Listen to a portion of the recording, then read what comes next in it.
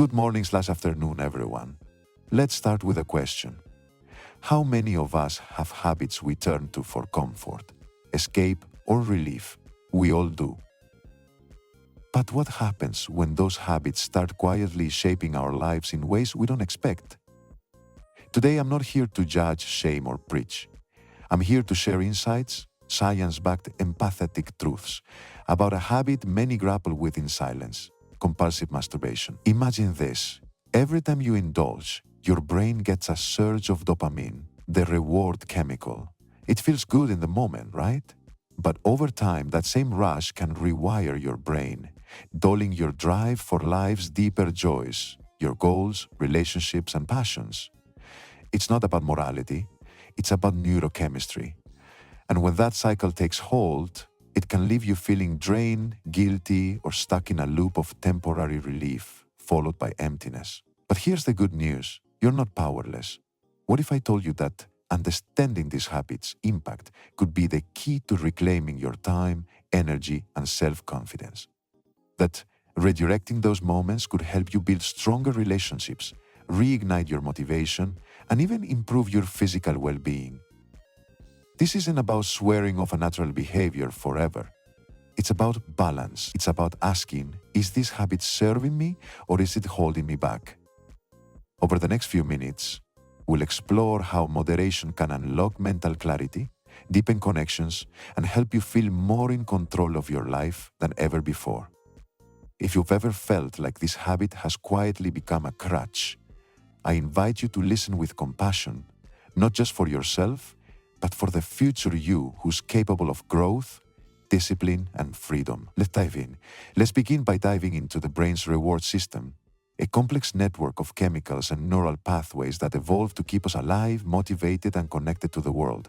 At the center of this system is dopamine, a neurotransmitter often called the feel-good molecule.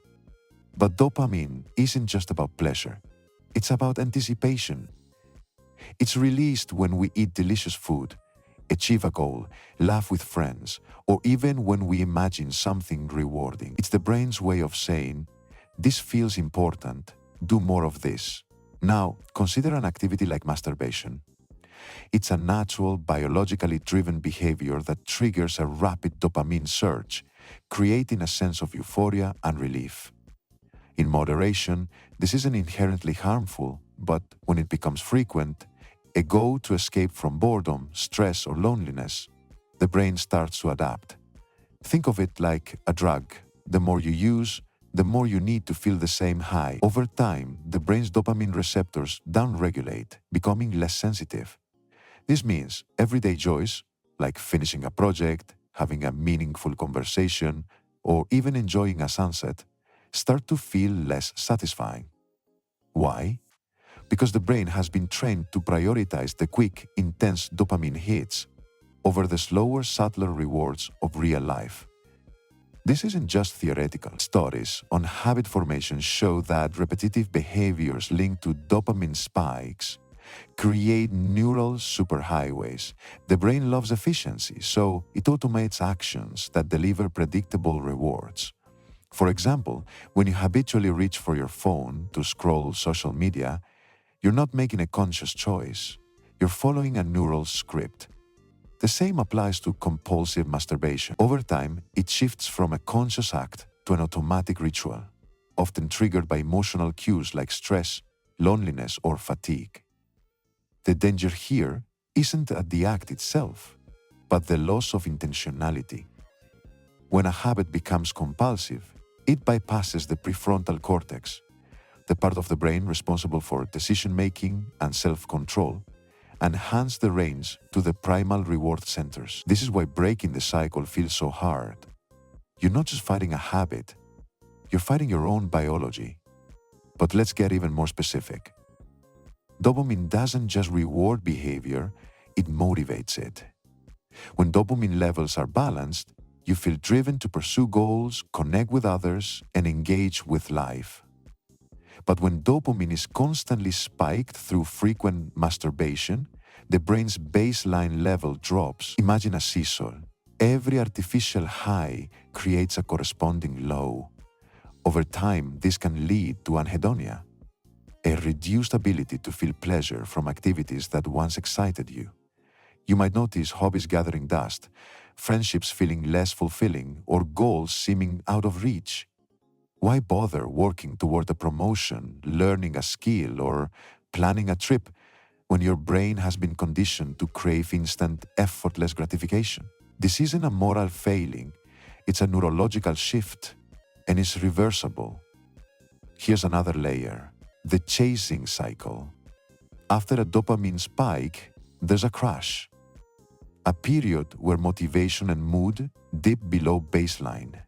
To escape that dip, the brain craves another hit, creating a loop of craving, indulgence, and crash. This is why people describe feeling stuck in the habit, even when they want to stop. The brain isn't just seeking pleasure, it's avoiding discomfort. And each repetition of the cycle strengthens the neural pathways, making the habit more entrenched. It's a feedback loop that mirrors addiction, whether to sugar, video games, or substances. The common thread? Dopamine dysregulation. But there's hope.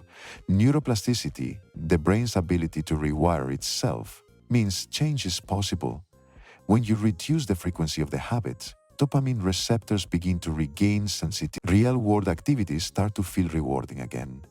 A morning jog, a heartfelt conversation, or progress on a project can trigger dopamine in healthier, more sustainable ways. The key is moderation, not deprivation. It's about retraining the brain to appreciate delayed gratification and diverse sources of joy. This takes time, and setbacks are normal, but every time you choose a walk outside, a creative project, or a phone call with a loved one over the habit, you're weakening the old neural pathways and building new ones. It's also worth noting the societal context. We live in an age of unprecedented access to dopamine-triggering stimuli. Social media, streaming platforms, online pornography. These tools aren't evil, but they're designed to exploit our reward systems. When combined with a habit like compulsive masturbation, they create a perfect storm of overstimulation. The brain becomes overwhelmed, and the line between normal and excessive blurs. This isn't about willpower, it's about designing an environment that supports balance. Small changes, like setting screen time limits, creating a bedtime routine, or scheduling daily offline activities, can reduce triggers and create space for healthier dopamine sources. Now, you might wonder, how long does it take to reset? Research suggests dopamine receptors can start recovering in weeks, but full recalibration varies per individual. The process isn't linear. Some days will feel easier than others. What matters is consistency, self-compassion, and focusing on progress, not perfection. Celebrate small wins. The day you chose to journal instead of indulging. The week you prioritized the gym. The moment you noticed sunlight felt warmer or music sounded richer. These are signs your brain is healing. Of course, this journey isn't just about biology. It's about reclaiming agency. Every time you pause before acting on an impulse, you're strengthening your prefrontal cortex, the part of you that values long-term well-being over short-term escape. This muscle of self-control spills over into other areas. Healthier eating, better financial choices, more focused work is a ripple effect. And as dopamine sensitivity returns, you'll find motivation bubbling up naturally, not from a place of desperation, but from genuine curiosity and engagement with life. This brings us to the heart of the issue: freedom. Freedom from compulsions, freedom to choose how you spend your time and energy, freedom to experience life's richness without needing to numb or escape. It starts with understanding the science, but it grows through daily choices. And if you're thinking, this sounds overwhelming, remember, you don't have to tackle it alone. Whether it's talking to a therapist, joining a support group, or simply confiding in a trusted friend, connection is a powerful antidote to shame and isolation. Now, let's shift our focus to another critical piece of this puzzle: mental health. Because while dopamine explains the how of the habit, the why often runs deeper. Let's talk about the invisible weight many carry, the quiet storm of guilt, shame, and anxiety that often accompanies compulsive habits. When we engage in behaviors we perceive as taboo or excessive, even if they're biologically normal, the mind can turn against itself. Imagine this. You're stressed, lonely, or bored, and the habit offers a quick escape. For a moment, it works. The tension melts, the world fades, and you're numb. But then reality rushes back, and with it comes a wave of self-criticism. Why can't I stop? What's wrong with me? I'll never change. This cycle, relief followed by regret, isn't just emotionally draining, it reshapes how you see yourself. Over time, the habit becomes a mirror reflecting your deepest insecurities, reinforcing a narrative of failure or weakness. But why does this happen? Let's unpack the psychology. Guilt and shame, though often conflated, play distinct roles. Guilt says, I did something bad. Shame whispers, I am bad. When a habit feels wrong due to societal stigma, personal values, or religious beliefs, shame takes root. It's no longer about the action, it's about identity. Studies show that shame correlates strongly with mental health struggles, from depression to social anxiety. It isolates us, convincing us we're unworthy of connection or support. Compulsive masturbation, when tangled with shame, becomes a secret we keep from others, and eventually from ourselves. We rationalize, minimize, or dissociate, burying the habit in shadows, where it grows Here's the cruel irony. The brain uses the habit to manage emotional pain, only to amplify that pain through shame. For example, someone who feels lonely might masturbate to numb the ache of isolation. But afterward, the loneliness deepens, now compounded by self-judgment. The habit becomes both the bandage and the wound. This is why breaking free requires more than willpower. It demands radical self-compassion. Instead of attacking the behavior, we must ask, what is this habit trying to soothe? Trauma, unresolved grief, perfectionism, or even fear of intimacy often lurk beneath the surface. Until we address these root causes, the cycle persists. Anxiety plays a starring role here too.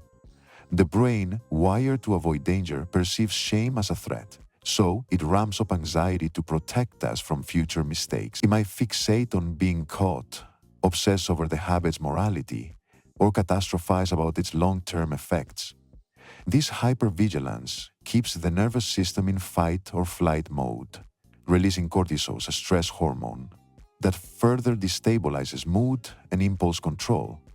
The very fear of the habit fuels it, creating a self-fulfilling prophecy. Think of it like quicksand. The harder you struggle, the deeper you sink. But there's another layer, dissociation. For some, the habit isn't just about pleasure. It's an escape hatch from overwhelming emotions or traumatic memories. The mind detaches, floating into a fantasy world where pain can reach. While this might offer temporary safety, dissociation erodes our ability to process emotions healthily.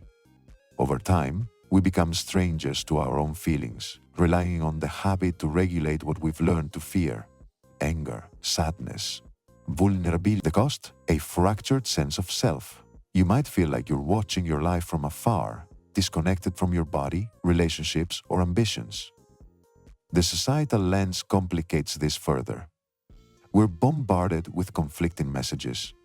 Sexual freedom is empowering versus masturbation is sinful or pathetic. This cultural whiplash leaves many confused, unsure whether to embrace the habit or despise it. For young people especially, navigating this terrain without guidance can lead to internalized shame. A teenager might stumble across pornography, feel curious or aroused, then spiral into guilt for corrupting their innocence. These early experiences shape self-worth, often carrying into adulthood. So, how do we heal? First, we must separate the act from the story. Masturbation in itself isn't inherently harmful. It's a natural part of human sexuality. The problem arises when it becomes a compulsive coping mechanism, intertwined with shame and avoidance. Healing begins with reframing the narrative. I'm not broken. I'm using a strategy that once helped me survive, but it's no longer serving me. This shift from self-blame to curiosity disarms shame's power. Next, we rebuild emotional tolerance. When the urge strikes, pause. Breathe. Ask, what am I feeling right now? Is it loneliness, stress, boredom? Practice sitting with discomfort instead of fleeing into the habit. This isn't easy. It's like lifting weights for your emotional resilience. Start small. If you typically turn to the habit when anxious, try a 5-minute walk or a mindfulness app first. Over time, you'll rewire the brain to tolerate and even process difficult emotions. Therapy can be transformative here. Cognitive behavioral therapy, CBT, helps challenge distorted thoughts. I'm weak for giving in, and replace them with balanced ones. I'm human and I'm learning. Somatic therapies, which focus on body awareness, can repair the mind-body connection fractured by dissociation. Support groups, whether online or in person, remind us we're not alone. A powerful antidote to shame. It's also critical to address underlying trauma. For many, compulsive habits are survival mechanisms forged in childhood, responses to neglect, abuse, or emotional abandonment. Healing requires creating a safe internal space where those wounded parts feel seen and heard. This might involve journaling, art, or conversations with a trusted therapist. As trauma expert Gabor Mate explains, addiction is not a choice, it's a response to pain. The same applies here. Finally, redefine success. Relapses aren't failures, they're data. Each time you revert to the habit, ask, what triggered me? What did I need in that moment? Maybe you were exhausted and needed rest. Maybe you felt unlovable and needed connection. Treat yourself with the kindness you'd offer a struggling friend. Progress isn't linear, it's a spiral. You'll revisit the same challenges, but each time with more tools, more insight. As you heal, you'll notice shifts. The grip of shame loosens. Anxiety loses its edge. You begin to trust yourself again, not because you're perfect, but because you're present. Relationships deepen as you replace secrecy with authenticity. You might even rediscover joy in simple moments, a shared laugh, a quiet morning, the satisfaction of a day well lived. This journey isn't about erasing the habit forever. It's about reclaiming choice. It's about knowing you can soothe yourself without hiding, numb yourself without disappearing. And when shame whispers, you'll never change, you'll hear a stronger voice reply, I already am. Now, let's explore how this emotional liberation ties to something tangible. The gift of time and energy, because when we're no longer drained by guilt or consumed by the habit, we unlock reserves of vitality we forgot we had. Let's talk about something we all wish we had more of. Time and energy. These are the currencies of life, finite, irreplaceable, and endlessly valuable. Every day, we make choices about how to spend them, often without realizing just how much they shape our lives. Now, imagine pouring hours, days, even weeks into a habit that leaves you feeling drained, both physically and emotionally. Time slips away, energy evaporates, and suddenly weeks have passed without progress on goals that matter to you. This isn't about guilt, it's about awareness. When compulsive behaviors consume your resources, they quietly steal opportunities to grow, connect, and thrive. Consider this. If you spend just 30 minutes a day on a habit, that adds up to 3.5 hours a week, 14 hours a month, 168 hours a year. That's an entire week of your life, every year, devoted to a single behavior. Now imagine if you redirected even half of that time. You could learn a new language, train for a marathon, write a book, or cultivate deeper relationships. The math isn't meant to shame you. It's meant to awaken you to the potential lying dormant in those moments. Time is neutral. It doesn't judge how you use it. But when you reclaim it, you reclaim agency over your life's direction. But it's not just about the clock. Energy, mental, emotional, and physical, is equally precious. Think of your energy like a phone battery. If 30% is drained by a habit, you're left with only 70% for everything else. Work, creativity, loved ones, self-care. Compulsive behaviors often leave you in a fog, post-activation lethargy, as your body recovers from dopamine spikes and cortisol crashes. You might feel too tired to exercise, too distracted to focus on a project, or too emotionally spent to connect with a friend. Over time, this deficit compounds. Goals gather dust, passions fade, and life starts to feel like a series of reactions rather than intentional choices. Let's pause on the word intentionality. Habits thrive in autopilot mode. You don't decide to scroll social media for hours or binge-watch shows. It just happens. The same is true for compulsive masturbation. It becomes a default response to boredom, stress, or loneliness, bypassing conscious choice. But here's the paradox. The less intentional you are with your time, the more life feels out of control. Reclaiming your hours isn't just about productivity. It's about rebuilding your sense of authorship over your story. Take Alex, for example. For years, Alex spent hours each week trapped in a cycle of compulsive behavior. It was an escape from a high-pressure job and a substitute for the social life they felt too anxious to cultivate. But during a low point, Alex asked a transformative question. What if I invested this time in something that actually builds the life I want? Slowly, they replaced evening sessions with online coding classes.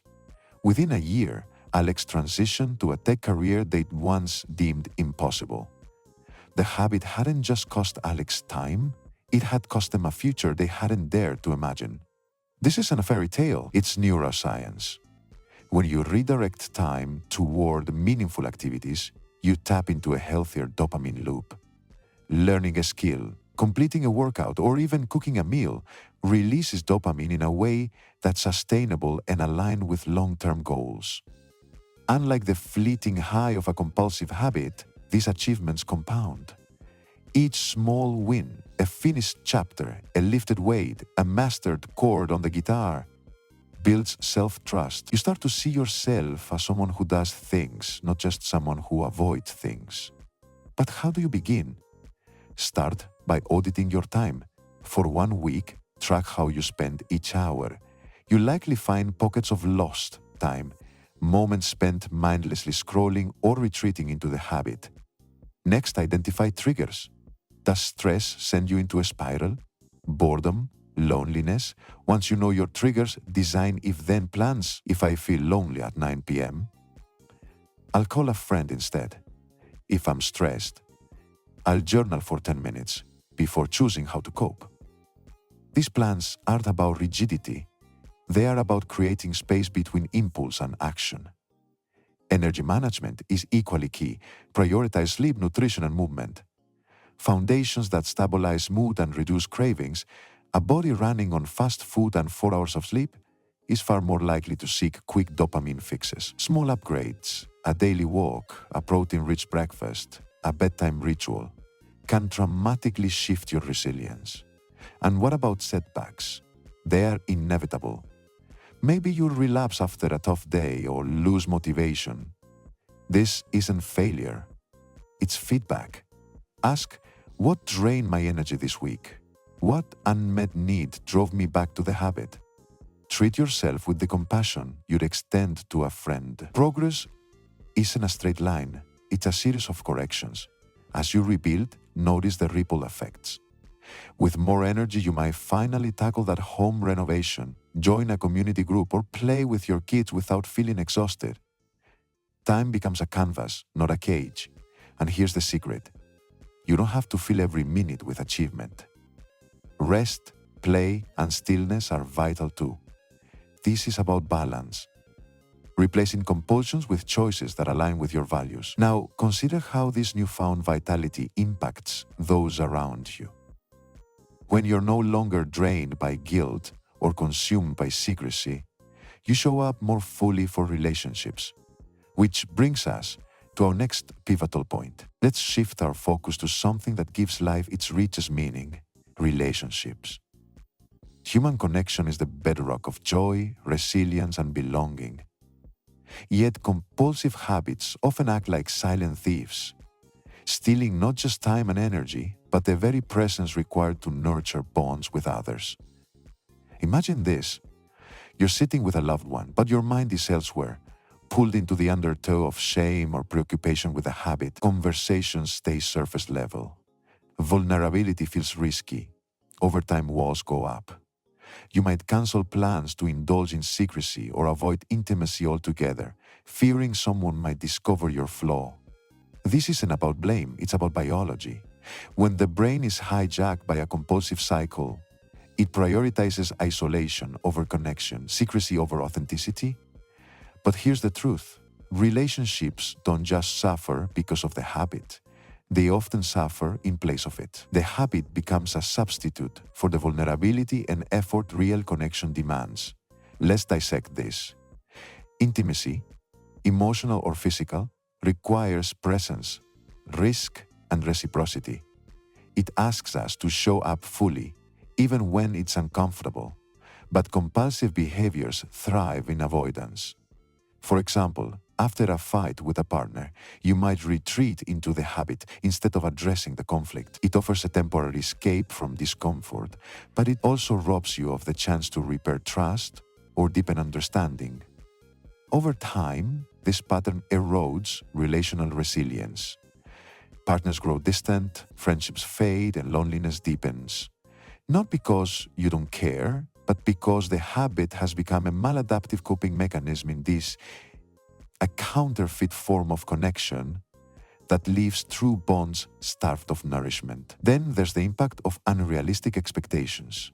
In an age where pornography is accessible and pervasive, frequent masturbation, especially when paired with explicit content, can warp perceptions of intimacy. Real-world sex is messy, collaborative, and emotionally layered. It involves negotiation, patience, and mutual respect. But when the brain is conditioned to the instant hyperstimulating rewards of solo habits, real intimacy can feel underwhelming or anxiety-inducing. Performance pressure mounts. Bodies become objects rather than partners. Studies show that excessive consumption of pornography correlates with decreased sexual satisfaction in relationships, as reality struggles to compete with fantasy. This isn't about demonizing adult content. It's about recognizing how overconsumption can distort our ability to engage authentically with others. But the damage isn't just emotional intimacy suffers too. When secrecy surrounds a habit, it breeds shame, and shame thrives in silence. You might withhold parts of yourself, fearing judgment if your struggles were known. This creates a double life, the version of you that's acceptable to others, and the one tangled in the habit. The cognitive load of maintaining this divide is exhausting. It leaves little room for the vulnerability that fosters true closeness, sharing fears, dreams, or insecurities. Relationships become transactions rather than sanctuaries. Here's the turning point. Moderation creates space for repair. When you reduce the habit's grip, you reclaim not just time, but emotional bandwidth. Imagine replacing 30 minutes of secrecy with 30 minutes of conversation, asking your partner about their day, calling a sibling, or writing a letter to a friend. These acts of intentional connection release oxytocin, the bonding hormone which counteracts cortisol and fosters trust. Small moments compound: a shared laugh, a held hand during a tough moment, a quiet evening cooking together. These are the threads that weave relational resilience. Rebuilding requires courage. Start with transparency. Not necessarily confessing every detail of the habit, but sharing the emotional truth beneath it. For example, I've been struggling with stress in shutting down. I want to work on being more present with you. This kind of vulnerability invites collaboration rather than judgment. It transforms the habit from a shameful secret into a shared challenge. Partners often feel relieved to understand the distance they've sensed, and many will meet honesty with empathy. For those not in a romantic relationship, the principles still apply. Friendships and family bonds deepen when we replace isolation with engagement. Join a club, volunteer, or simply reach out to someone you've neglected. The habit may have numbed loneliness, but real connection heals it. It's also crucial to redefine intimacy. Instead of viewing sex as a performance, frame it as exploration, a chance to learn, play, and connect. Communicate desires and boundaries without shame. Forge rituals of connection, weekly check-ins, tech-free dinners, or collaborative hobbies. These practices anchor relationships in shared purpose, not just convenience. And if you've hurt others through secrecy or withdrawal, forgiveness, both for yourself and from others, is key. Repair is a process, not an event. It might involve saying, "I'm working on being more present, and I'm sorry for the times I haven't been." Authentic accountability rebuilds trust far more effectively than perfection. As you heal, notice the shifts. Conversations feel richer. Silences become comfortable rather than charged. You'll start to recognize the beauty of ordinary intimacy. The way a friend's eyes light up when they talk about their passion. The comfort of a parent's voice. The quiet solidarity of a partner's hand on your back during a hard day. These moments, once dulled by the habit's fog, regain their vividness. This journey isn't just about fixing relationships, it's about rediscovering yourself within them. The version of you who's curious, engaged, and unafraid to love imperfectly. And as bonds deepen, you'll find a powerful truth. Connection is the antidote to compulsion. The more seen and supported you feel, the less you'll need the habit to cope. But relationships don't exist in a vacuum. They're sustained by the body's vitality, the physical health that lets us show up fully. Which brings us to our next frontier. Let's ground this conversation in the body, the vessel that carries us through life, senses the world, and experiences both pleasure and pain. Physical health isn't just about avoiding illness, it's about vitality, the energy to chase dreams, the stamina to savor intimacy, the resilience to face challenges. Yet, when compulsive habits take root, the body often pays a silent toll. Imagine a car running non-stop at full throttle, without rest. Parts wear down, fuel efficiency drops, and eventually the engine sputters. The human body operates similarly. Compulsive behaviors, while psychologically taxing, manifest physically in ways that ripple through every aspect of life. Fatigue, sexual dysfunction, and even immune vulnerability aren't just abstract concepts. They're tangible consequences of a system pushed out of balance. Start with energy. The body's resources are finite. Every orgasm triggers a complex physiological response, a surge of adrenaline, a spike in heart rate, the release of endorphins and oxytocin, followed by a reflectory period where the body recovers. In moderation, this cycle is natural and sustainable. But when the habit becomes compulsive, multiple times a day, for instance, the body's stress response system stays activated. Cortisol, the stress hormone, remains elevated, disrupting sleep, weakening immunity, and leaving you in a state of chronic exhaustion. You might notice it as midday crashes, muscle aches, or a lingering brain fog that coffee can't fix. Over time, this sustained strain can lead to adrenal fatigue, a controversial but widely reported condition where the body struggles to regulate energy, making even simple tasks feel Herculean. Then, there's the impact on sexual health. Frequent masturbation, especially with a focus on speed or intensity, can desensitize nerve endings in the genital area. This isn't about moralizing, it's physiology. The body adapts to repetitive stimuli. Imagine listening to loud music daily. Over time, you'd need the volume higher to feel the same thrill. Similarly, the genital nerves may become less responsive, leading to delayed ejaculation or difficulty reaching orgasm during partnered sex. For some, this fuels performance anxiety. Why can't I finish? Am I broken? The anxiety itself tightens the loop, creating a self-fulfilling prophecy where fear of dysfunction causes dysfunction. But the repercussions extend beyond the bedroom. Pelvic floor health, crucial for bladder control, posture, and sexual function, can suffer. Overstimulation may lead to tension or hypertonic pelvic muscles, causing pain during sex, urination, or even sitting. Conversely, poor posture from hours spent in sedentary, secretive sessions can exacerbate issues like lower back pain or poor circulation. The body is an interconnected system. Neglect one part and others compensate, often imperfectly. Let's talk hormones. Dopamine, as discussed earlier, isn't the only player. Prolactin, a hormone released post-orgasm, induces feelings of satiety and relaxation. In moderation, it aids recovery, but excessive release can lead to prolonged lethargy or mood dips, the post-coital tristesse some experience. For those already battling depression or chronic fatigue, this hormonal roller coaster deepens the troughs. Meanwhile, testosterone levels, which fluctuate based on sexual activity, may drop temporarily after frequent ejaculation. While the long-term impact is debated, short-term dips can affect muscle recovery, libido, and overall vigor. Sleep, the body's reset button, also takes a hit. Compulsive habits often peak at night as stress from the day seeks an outlet. The problem?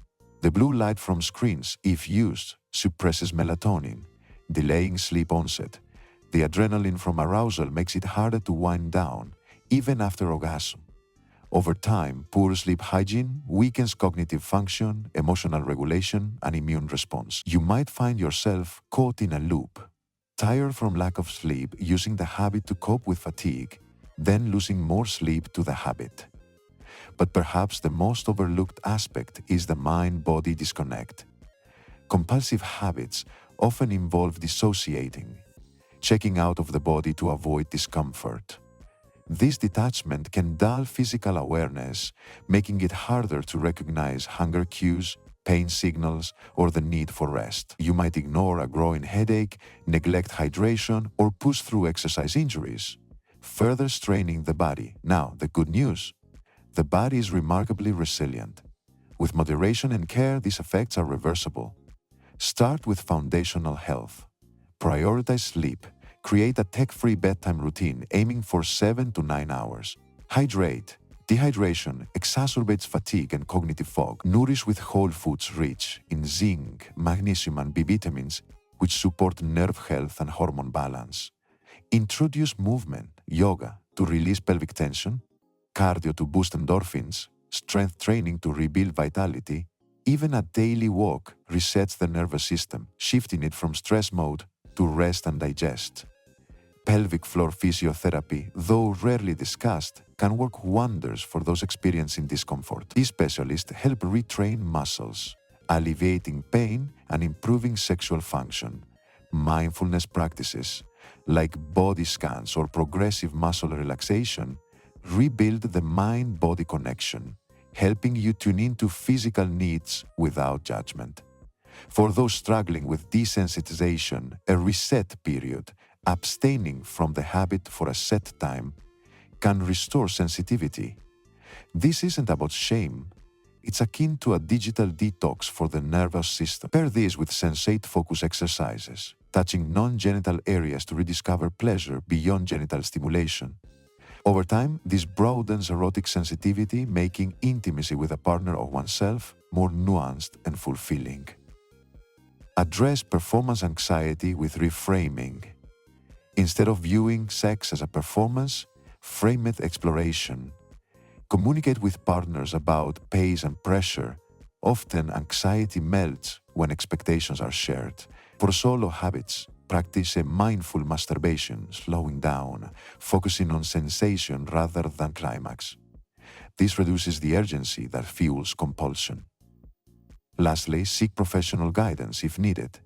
A urologist or sexual health therapist can rule out underlying conditions and offer tailored strategies. There's no shame in asking for help. It's a radical act of self-respect. As the body heals, you'll notice subtle shifts. Mornings where you wake refreshed, workouts that leave you energized, moments of intimacy free from shadowy preoccupation. These aren't just victories, they're proof of your body's innate capacity to regenerate when treated with care. But physical health isn't the final frontier, it's the foundation for something greater. The power of self-mastery. The quiet confidence that comes from knowing you're steering your life, not your habits. This brings us to our final, transformative pillar. Let's close this journey by exploring the quiet revolution of self-control. A force often misunderstood as deprivation, but in truth, it's liberation. Picture this. You're standing at a crossroads. One path offers the familiar comfort of a habit that soothes but diminishes you. The other, uncharted territory where discomfort promises growth. Choosing the latter isn't about denying yourself pleasure. It's about affirming that you are worthy of more than fleeting escapes. This is the essence of empowerment, recognizing that between impulse and action lies a space of choice, and in that space you find your power. Self-control is often framed as a battle of willpower, a finite resource we exhaust by lunchtime. But neuroscience reveals a different story. The prefrontal cortex, responsible for decision-making and long-term planning, isn't a muscle that tires. It's a skill that strengthens with practice. Every time you pause before reacting, every moment you align actions with values over cravings, you're not training willpower, you're building self-trust. Think of it like learning a language. Initially, conjugating verbs feels exhausting, but with consistency, fluency emerges. Similarly, each intentional choice reinforces neural pathways that make future decisions easier, more automatic.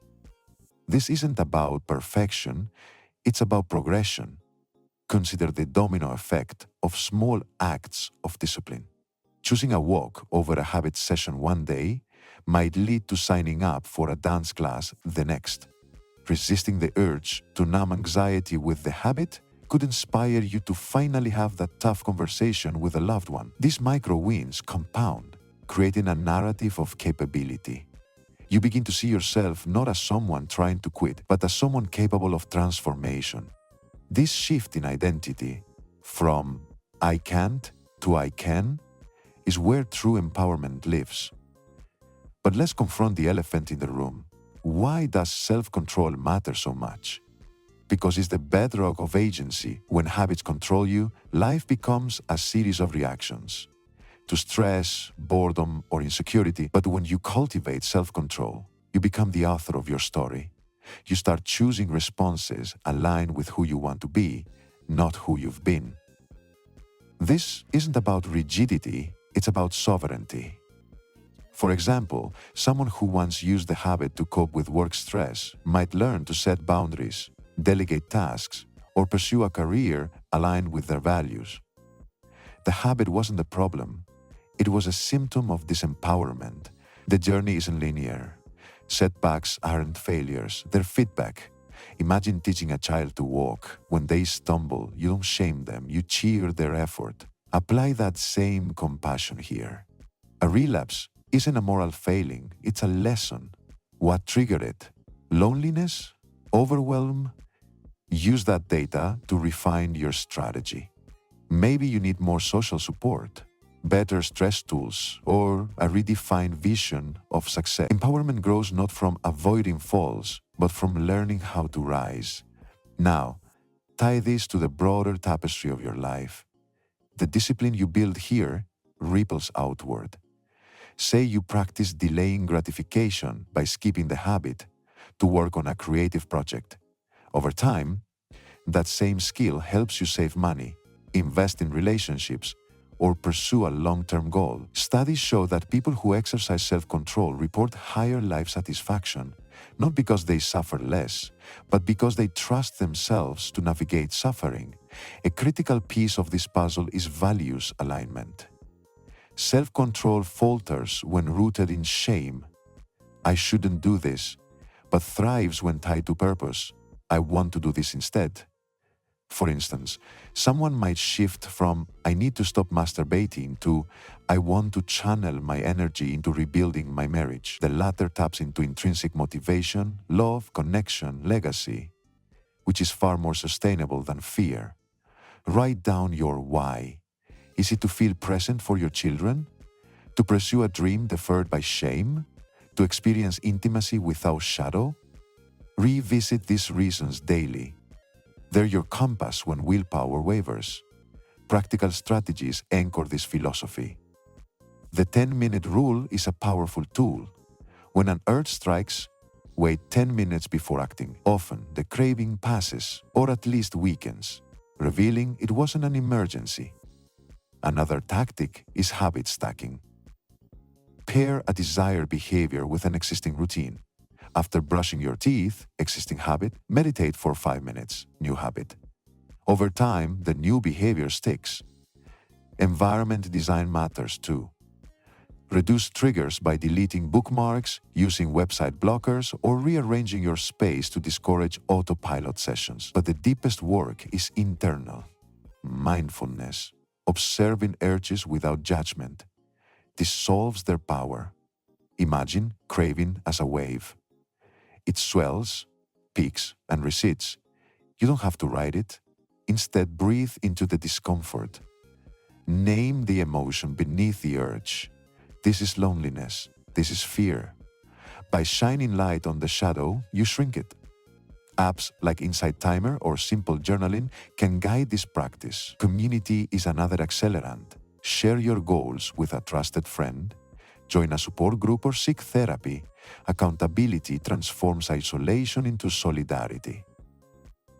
Knowing others are rooting for you and that you're not alone fuels resilience. As you persist, notice the subtle shifts. The urge that once felt overwhelming now feels manageable. The shame that once paralyzed you now sparks curiosity. You begin to trust your capacity to handle discomfort, not just from the habit, but from life's inevitable storms. This is the ultimate empowerment, knowing that no matter what arises, you have the tools, self-awareness, and resilience to meet it.